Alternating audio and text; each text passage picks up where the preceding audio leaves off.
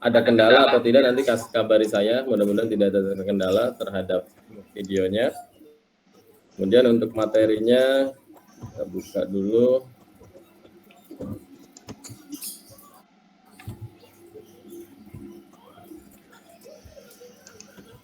Nah, di sini materinya kita akan bahas tentang flashback ya, flashback minggu yang lalu kita bicara tentang grafika dan penerbitan, kemudian kaitan grafika dan penerbitan. Maka kalau kita lihat di sini, kalau sampai sini berarti kemarin saya sampaikan inilah ranahnya penerbitan. Kemudian begitu masuk ke dalam proses penggandaan dan dicetak untuk khalayak, maka ini adalah ranahnya grafika. Artinya grafika dan penerbitan memang diciptakan atau dibuat atau dibentuk ya untuk saling melengkapi, bukan untuk saling menjatuhkan. Ya, jadi kalau ada mahasiswa PB dengan mahasiswa grafika merasa saingan, salah besar ya. Tidak ada persaingan di antara kita, yang ada adalah saling mendukung, karena output yang dihasilkan ini adalah output merupakan satu tujuan yang sama. Kemudian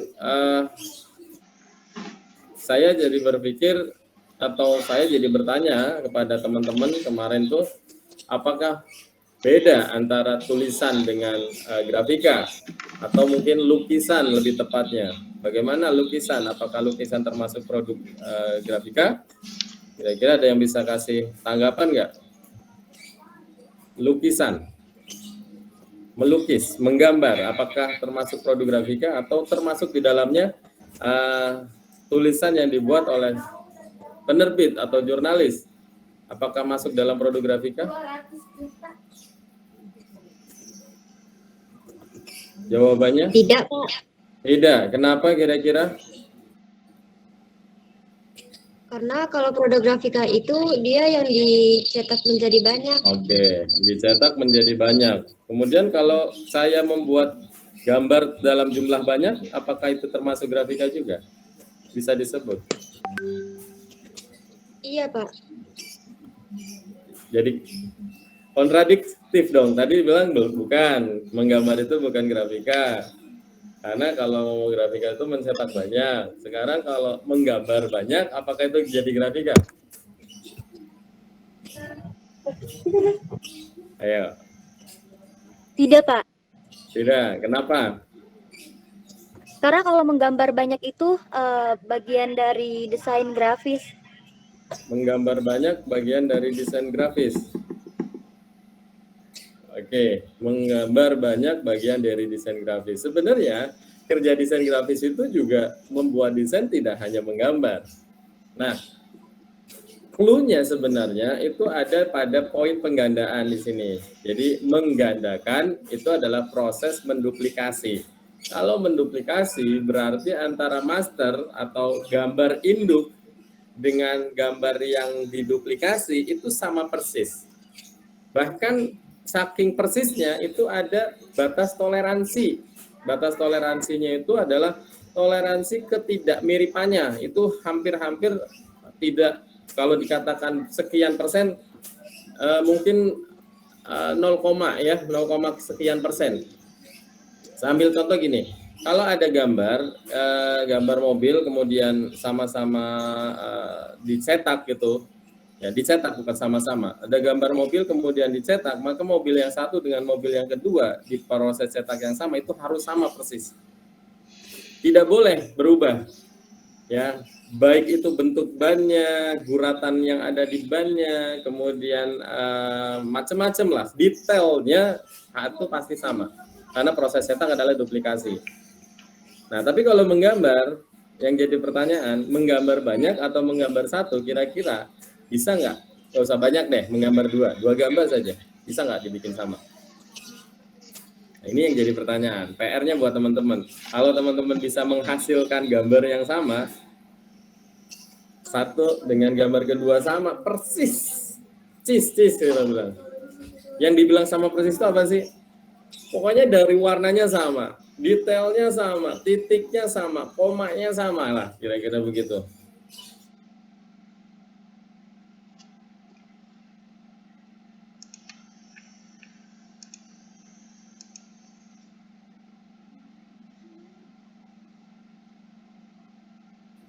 Kan ada yang pemalsuan ya. Itu kan Mona Lisa lukisan mahal sekali, dipalsukan dan sebagainya. Itu tetap ketahuan. Tahu nggak kenapa? Karena ada yang beda. Entah itu satu titik, entah itu satu koma, entah itu cuma sedikit sekali, itu bisa berbeda. Itu gambar. Apalagi kalau gambarnya manual. Ini mindset saja untuk meluruskan supaya nanti berbeda antara menulis dengan mencetak ya. Karena mencetak itu menggandakan, menduplikasi, menggambar, menulis itu adalah sebuah apa kita sebutnya, ekspresi diri gitu, ekspresi diri, suara hati lah. Kamu menulis, kamu membuat novel, kamu membuat cerpen gitu. Tapi ketika cerpen itu diduplikasi, dicetak ke dalam bentuk buku, maka masuk ranahnya adalah grafika atau produk cetak. Ini yang harus ditekankan.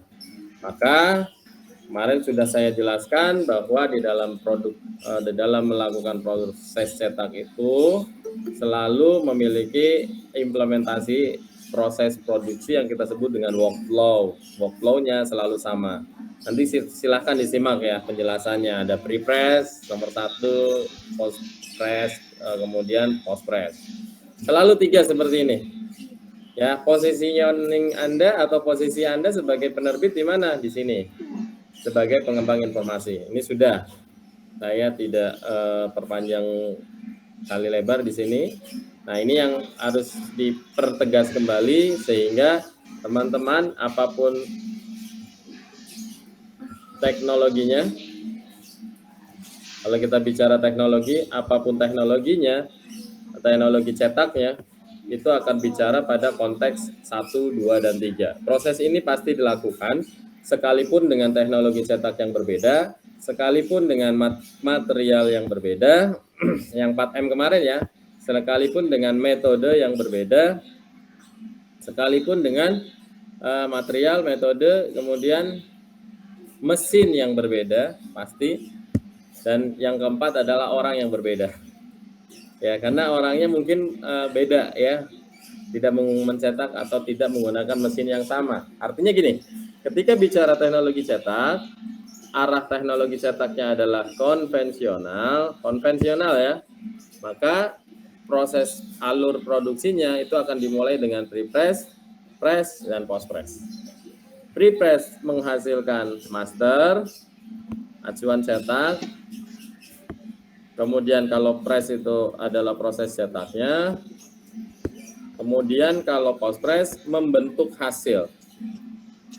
Apa yang dibentuk?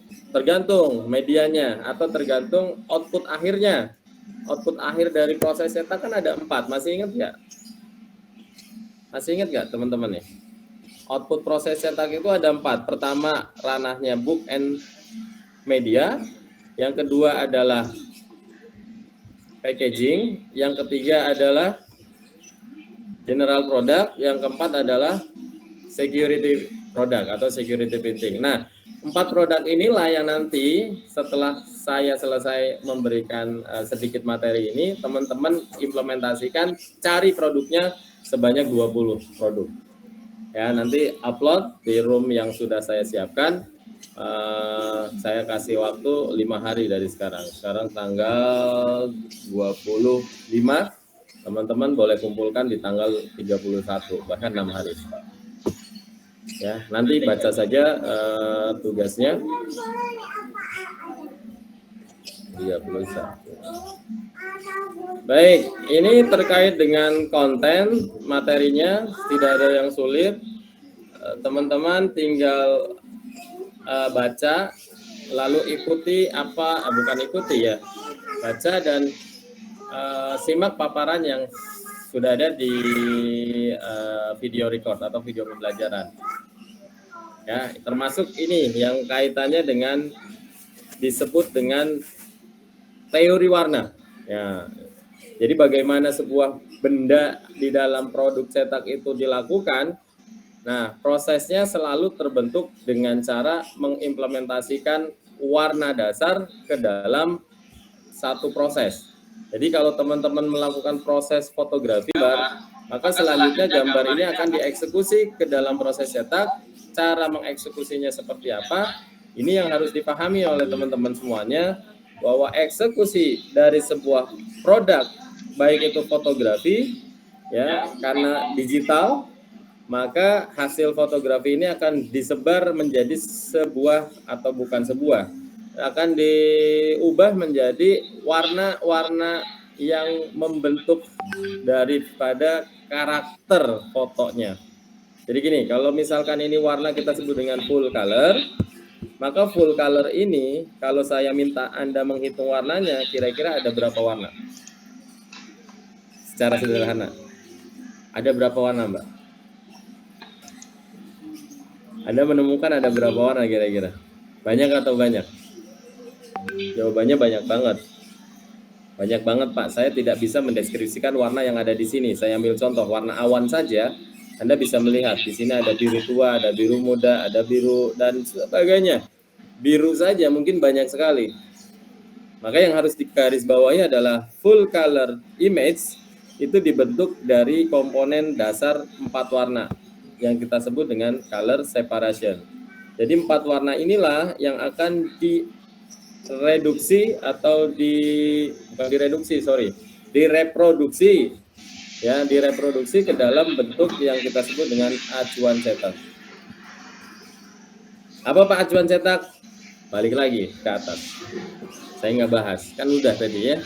Apa itu acuan cetak? Nanti teman-teman lihat lagi. Nah, acuan cetak, kalau kita sekali lagi kita mencetak full color, berarti membutuhkan jumlah acuan cetak sesuai dengan warnanya. Ada warna yellow-nya, ada warna magentanya, ada warna cyan-nya, ada warna black-nya. Inilah yang menjadi dasar kenapa printer Anda yang punya printer ya di rumah selalu kalau beli warna itu ada warna cyan, magenta, yellow, dan black. Kok nggak ada warna lain ya? Ada nggak warna merah di printer? Ada nggak warna tinta merah untuk printer yang teman-teman pernah lihat atau pernah beli? Beli Pak, tinta printer warna apa? Warna merah, pernah nggak? Atau warna biru? Atau warna ungu misalkan? Pernah nggak beli tinta printer warna ungu? Coba pikirin. Jawabannya pasti tidak pernah. Kenapa? Karena warna dasar itu, warna dasar yang dibentuk oleh printer itu adalah warna hasil reproduksi. Setiap warna itu mewakili dari komponen warna yang ada di model. Saya ambil contoh. Kalau ini gambar adalah pemandangan, maka begitu Anda lihat di sini, ini warna black yang mengcover komponen warna black yang ada di gambar ini. Kemudian di sini ada warna cyan, maka komponen warna cyan yang ada di sini. Kemudian ini warna magenta, berarti warna magenta yang mengandung atau ada komponen warna magenta di gambar ini. Yellow juga begitu.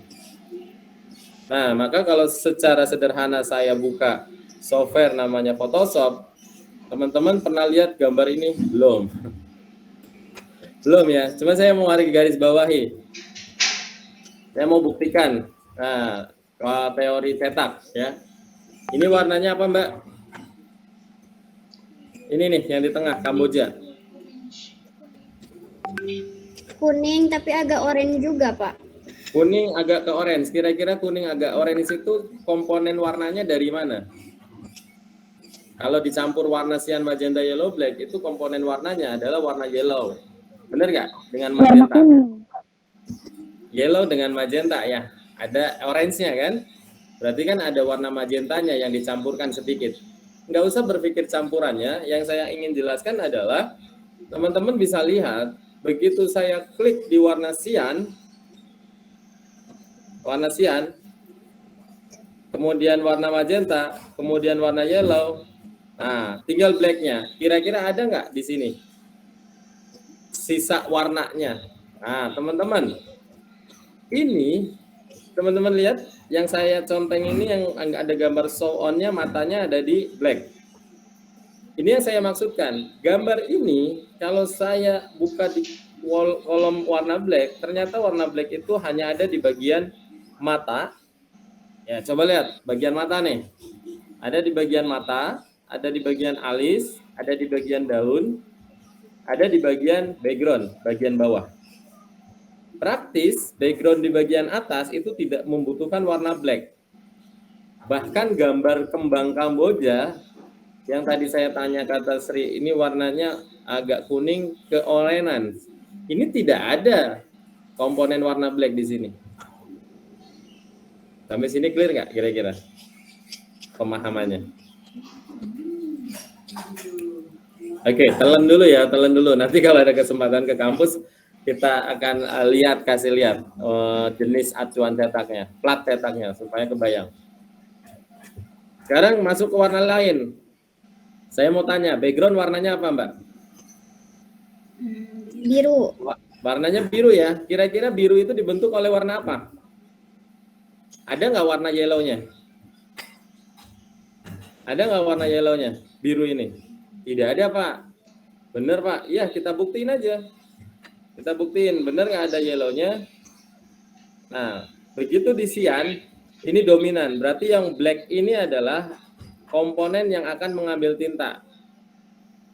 Jadi proses cetak mah, sekali lagi, proses cetak mah, dia akan mengambil tinta itu sesuai dengan kadar warna yang dibentuk. Hitam itu adalah nilai warnanya. Yang hitam itu yang nanti narik tinta. Sementara detail yang putih berarti dia tidak menarik tinta. Tapi di sini ada tone, nada, yang kita sebut dengan gradasi.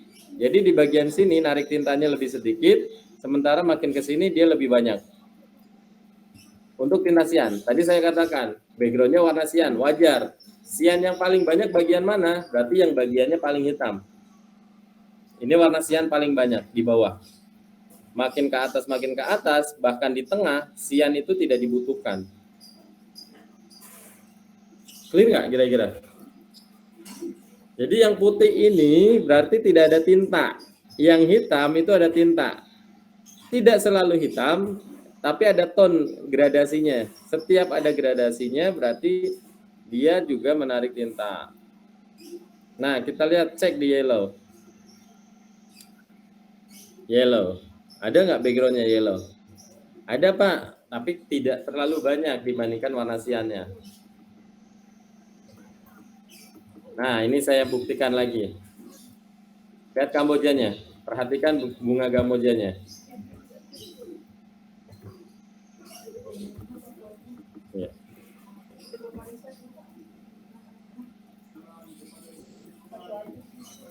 Perhatikan bunga Kambojanya. Waduh, Photoshop saya close. Oke, sampai sini kira-kira clear? Kalau clear maka saya tutup. Maksud saya bisa dipahami, Mbak, Mas semuanya? Bingung ya, Mbak? Halo, halo. Bisa, Pak? Bisa ya? Bisa dipahami ya? Ya, Pak. Siapa? Oke, bagus. Karena sudah ada dasar ya, sudah ada dasar. Sekarang masuk lagi ke slide berikutnya, kita mau lihat bagaimana proses cetak itu dilakukan, yang kita sebut dengan acuan. Inilah yang disebut dengan acuan cetak. Apa Pak acuan cetak? Acuan cetak itu adalah